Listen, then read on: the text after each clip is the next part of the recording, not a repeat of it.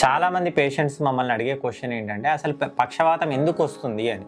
Simple కారణాల వల్ల, అంటే uncontrolled BP, uncontrolled sugar, cholesterol, smoking, alcohol. ఇవే ప్రధానమైన 5 కారణాలు. మిగిలిన కారణాలన్నీ కూడా రేర్గా వచ్చేవి. అంటే మన లైఫ్ స్టైల్, మన ఆల్కహాల్, స్మోకింగ్ వీటి వల్ల మాత్రమే పక్షవాతం వస్తుంది.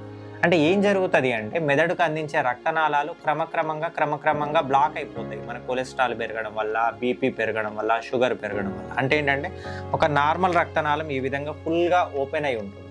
కొలెస్ట్రాల్ ప్లేక్ ఈ విధంగా స్టార్ట్ అయిపోయి ఈ విధంగా మెల్లమెల్లగా ప్రోగ్రెస్ అయ్యి ఈ విధంగా మొత్తం బ్లాక్ అయినప్పుడు మనకి అది అందించాల్సిన మెదడు భాగానికి రక్తం అందకపోవడం వల్ల అక్కడ మనకి నరాల కణాలు దెబ్బతింటాయి. అసలు ప్లాక్ ఈ స్టేజ్లోనే ఆగిపోవాలి అంటే మనం బీపీ, షుగర్, కొలెస్ట్రాల్ కంట్రోల్లో పెట్టుకోవాలి. స్మోకింగ్కి, ఆల్కహాల్కి దూరంగా ఉండాలి. లైఫ్ స్టైల్, కొంచెమైనా ఎక్సర్సైజెస్ చేయాలి, ఏరోబిక్ ఎక్సర్సైజెస్.